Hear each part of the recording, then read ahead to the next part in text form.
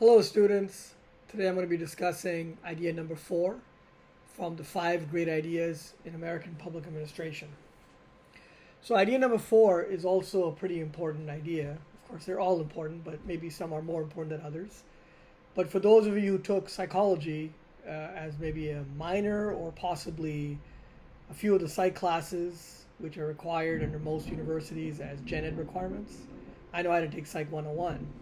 The idea number 4 discusses human behavior, which may be surprising to some people to put that into a public administration article, but it is really actually not that surprising, especially considering everything that's going on right now in DC regarding human behavior and how people feel about how their government spends money or wastes money, depending on who you talk to.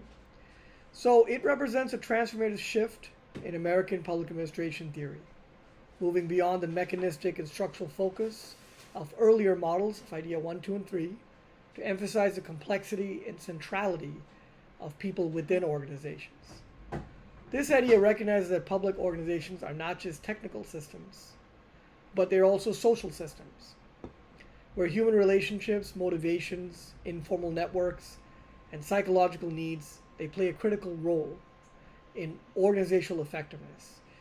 And I think all students probably know this by now. This article does not just simply discuss government organizations or nonprofit, but very possibly even corporate organizations.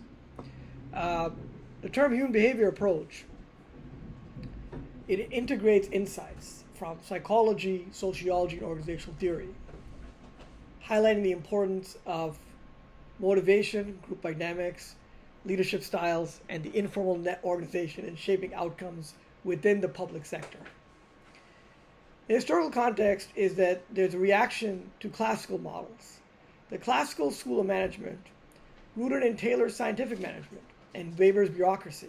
We talked about Max Weber, if you recall, the most efficient German that ever lived, viewed organizations as very closed and rational systems focused on efficiency, hierarchy, and control. These models assumed that workers were primarily motivated by economic rewards. Money will get you into the front door, but money may not keep you there. And that organizational effectiveness could be achieved through the structure, the rules, and the clear authority of who is in charge and what they're in charge of.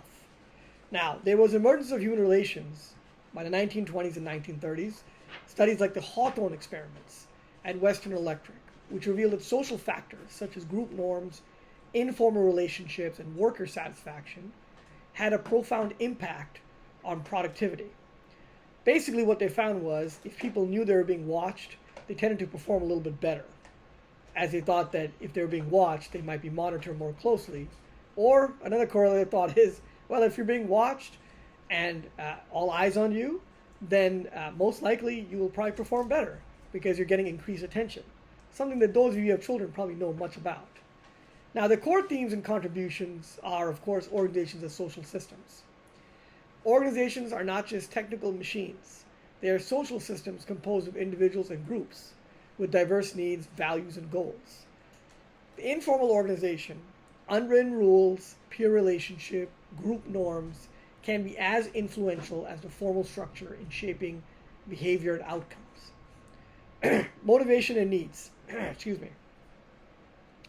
Theories such as Maslow's hierarchy of needs and Hertzberg motivation hygiene theory, which I discussed previously regarding money as a hygiene, meaning money is there to keep you clean, meaning get you into the front door. And then when you get a better job offer, you probably are going to leave because most students know this. There are really only 3 reasons why people leave a job, the 3 main reasons. You have an awful, terrible boss, horrible boss. You have terrible, awful coworkers. And salary is number 3. But generally it's human relationships. And if you think back hard enough, for most of you, I know for me, you have a horrible boss, horrible coworkers. It probably doesn't matter how much money you're getting paid. You're probably not going to be around much longer. Maslow's hierarchy of needs is something I do want to discuss with students because this is something that I think many students may have remembered or heard about during psychology. That there's a triangle and you have highest needs, and at the top is something called self-actualization. The lowest is, of course, food, shelter, security, basic needs like that. Once they're met, then you keep moving upwards. Some argue, and public administration feels, that you actually will never get to self-actualization. It does not exist. It is simply like a video game level that simply does not exist. That may or may not be true, but then some people argue that people like Mother Teresa, Mahatma Gandhi, Dr. King, these people did achieve the highest rankings of self-actualization. It may or may not be true. Leadership management styles. Oh, I do want to discuss this. Douglas McGregor's theory X and Y, which is distinguishing authoritarian X and participative Y theories of management assumptions. And actually, if you think about it, it's very similar to Republican and Democrat sort of thinking. Theory X is more, well, if you don't get here by 8 o'clock, guess what? I am going to make sure that you're going to lose 5% of your paycheck, or you're going to get docked 1 day's pay, or some other punishment of some type. The idea being that punishment is what motivates human beings to show up to work. And if you don't show up, I will punish you and you will suffer. Theory Y is participative. We treat human beings like rational, self-governing, responsible adults. You pay your taxes, you drink responsibly, you take care of your health responsibly, take care of your kids responsibly, you show up to work responsibly. And everything should be okay. Some may recall that during COVID time, it was very known and very just a usual thing that people would work from home, WFH. And the work from home movement is more of a theory Y. But you may also know that within the past year and a half, since COVID has officially ended, a lot of organizations are now trying to drag back their employees back to their college campus, or office campus. I didn't mean college campus. We would never do something like that. But because of that, of course, a lot of employees are upset about that because they're very comfortable working from home. It's fun to work from home, maybe. And so they fight that. And in fact, the CEO of Chase recently made a comment some time ago saying, well, look, there are a lot of companies out there that will allow you to work from home. Chase is not one of them. We expect you to come to work. See you on Monday. So that's how it is. Now, of course, there's Rensis Likert. And if any of you have ever taken those little surveys you get from Subway or McDonald's or pretty much any place, you'll see there's like a little scale, and the scale is going to 1 to 10. How much would you recommend us? How much will you tell your friends about us? And how much will you come back to us, see us next time in the next 3 months? You get them from everywhere. Mostly it's food places. Domino's, McDonald's, and all the other people out there. They like to do that. Those are actually called Likert scales. That's the guy, Rensis Likert. And so he designed that survey methodology. His idea, of course, was participative leadership and supportive networks, meaning that let's do like crowdfunding, crowdsourcing from people out there. Chris Argus was also known for this in terms of organizational humanism. Same concept pretty much, all based on Rensis, of aligning individual and organizational goals. Now, of course, they were informal organizational and group dynamics. The Hawthorne studies demonstrated that informal groups then establish their own norms and can either support or undermine formal organizational goals.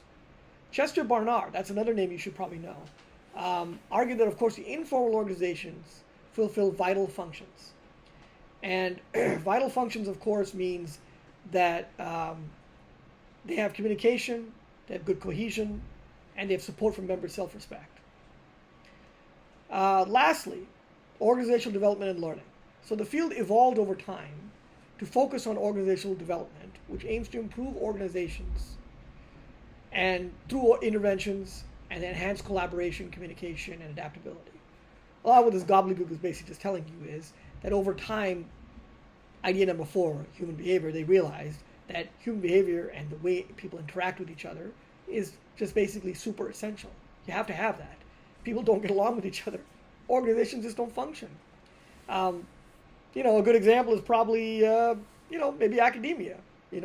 Once a professor gets tenure, it's pretty hard to remove them. It can be done. People have lost their jobs, but it's very hard.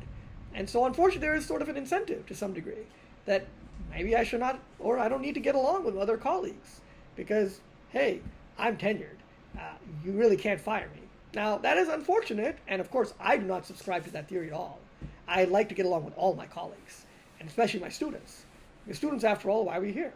But there are places, many, many universities, where once you get tenure, it's basically a card for acting like a jerk for the most part. This is probably why, as a side story to this tenure idea, universities such as Yale, Harvard, Brown, Columbia, Ivy League schools mainly, they don't give you tenure immediately. You go up in rank and you get from assistant to associate, and that's it. You don't get tenure. You have to wait another 10 years, and then you apply for full professor. And then maybe you get tenure and full professor. Maybe. But maybe not. And so a lot of people, they go to Harvard as assistant professors. They will then leave within 10 years after they get associate rank.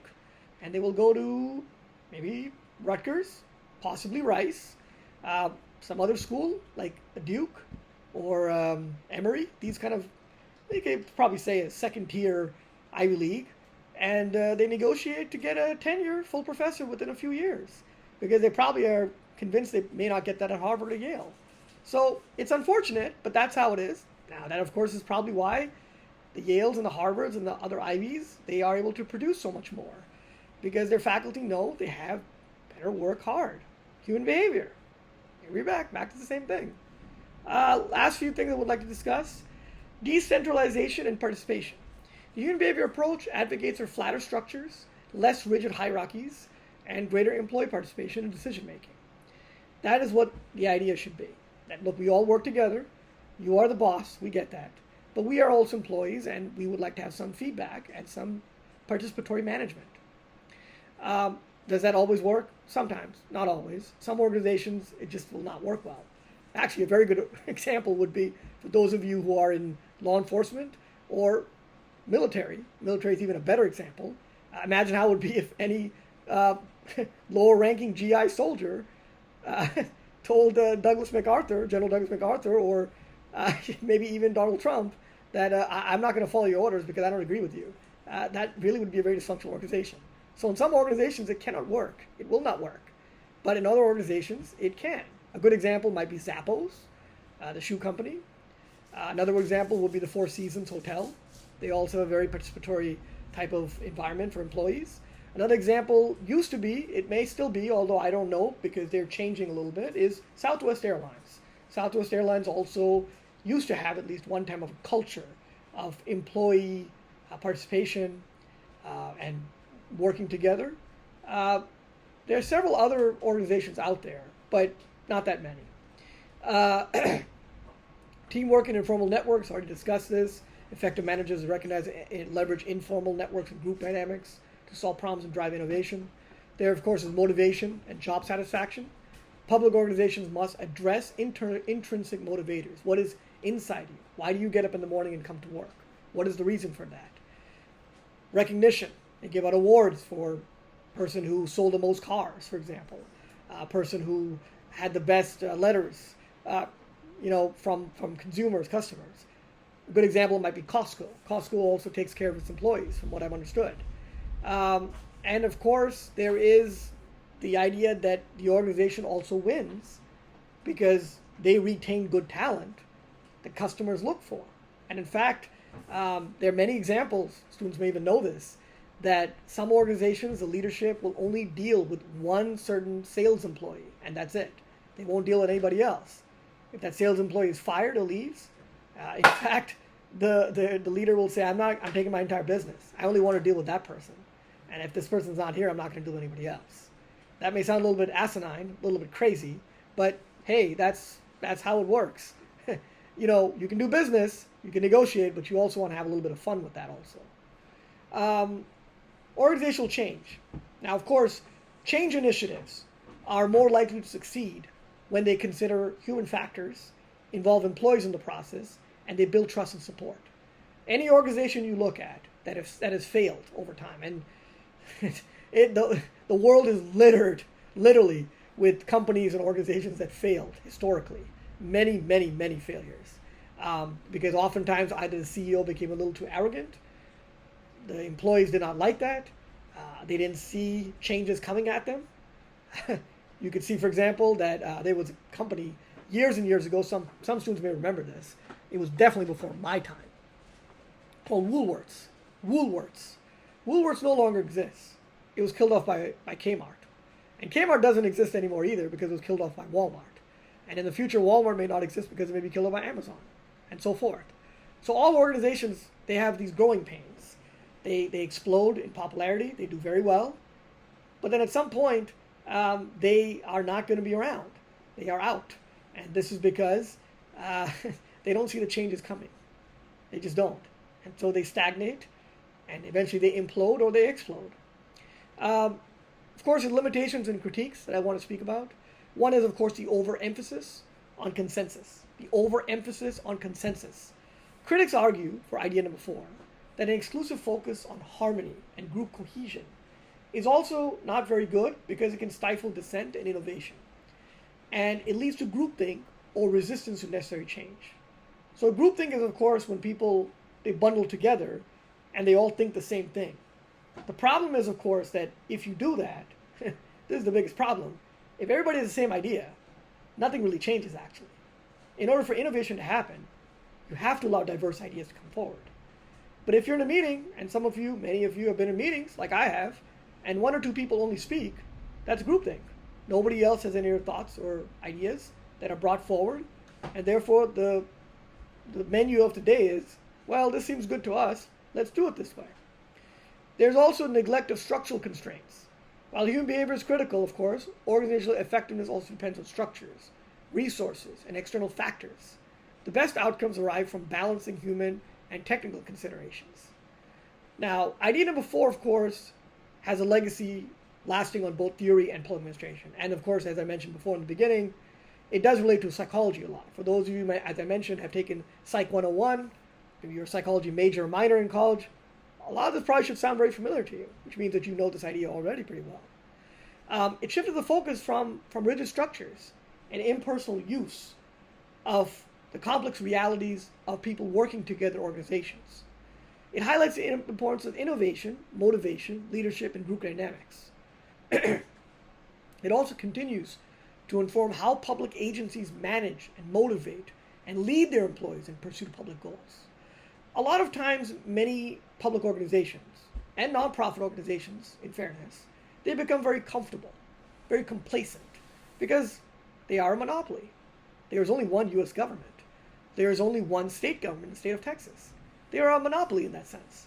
And so now and then there are people who come in, like populists and progressives, and they would like to change things. They want to tear down the old structures and remove people that they feel are just wasting space. They are lazy bureaucrats. They are bureaucrazy, as I call it. Lazy bureaucrats, a little bit crazy, a little bit lazy.